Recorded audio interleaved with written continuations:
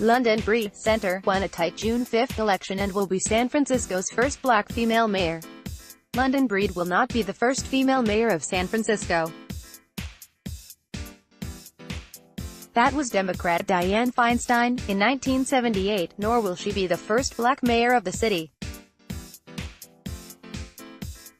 Democrat Willie Brown claims that title, after her victory on Wednesday. After a full week of ballot counting, Breed will be the first San Francisco mayor to combine those two identities.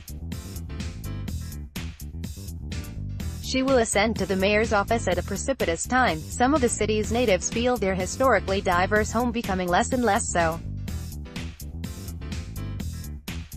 For longtime black residents, a shortage of affordable housing and accessible jobs, combined with a skyrocketing cost of living driven by Silicon Valley's affluent startup crowd, has put strain on the community.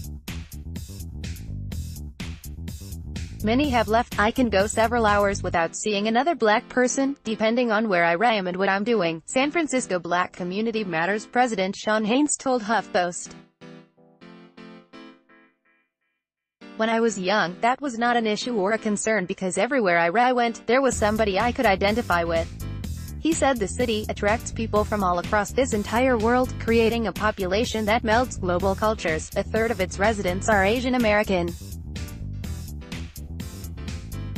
Yet for people who have lived in San Francisco all their lives, he said, we're also losing a portion of our diversity. In the June 5 election, Breed beat out her chief competitor, Mark Leno, a fellow Democrat who would have been the city's first openly gay mayor, and two other candidates. Leno conceded the neck-on-neck race on Wednesday.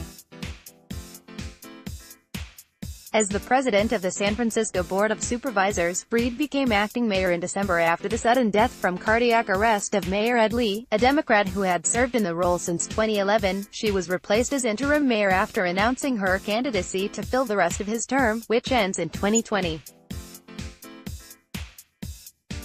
She will likely take the oath of office in July, and another election will be held next year for a full mayoral term.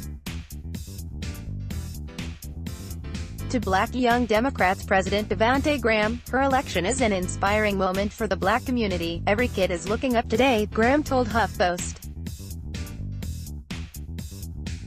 Especially if you're a black kid in San Francisco, with everything that's been going on in national politics, I just believe they're dreaming a little bit bigger today.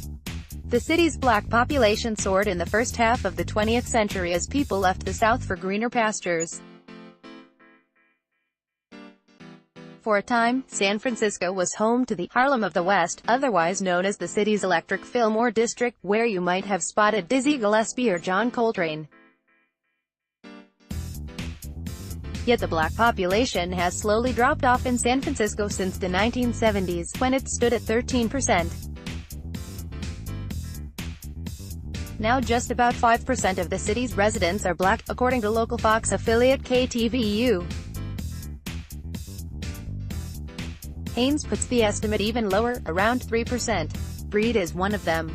Like most of the city's black residents, she grew up in public housing. She recalled the experience in a column for the San Francisco Examiner, remembering watching her friends move away as the city routinely pushed out its poorest residents through policies or rising rents as it redeveloped housing in low-income areas. I've lived in poverty. I've seen my friends, my community forced from the city I call home. Breed wrote, touting her record of working to make housing more affordable. Her efforts include full-throated support for SB 827, a now stalled bill that would give developers permission to build more affordable housing complexes near public transit regardless of existing zoning rules. San Francisco is one of the nation's most expensive housing markets, with its median home price climbing to $1.61 million in April. Plenty of residents have been priced out. Median income in the city has also soared, at least for those who work in the tech industry, in an effort to allow more people in the area to enjoy Silicon Valley's prosperity. Breed would like to see the tech industry provide more jobs to native San Franciscans. The clock will soon start ticking on the mayor-elect's shortened term. However, Haynes and Graham see Breed as a person who can bring all sides to the table, regardless of race, status or income, to alleviate inequality across San Francisco.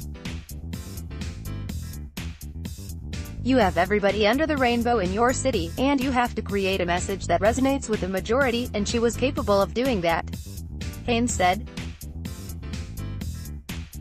Download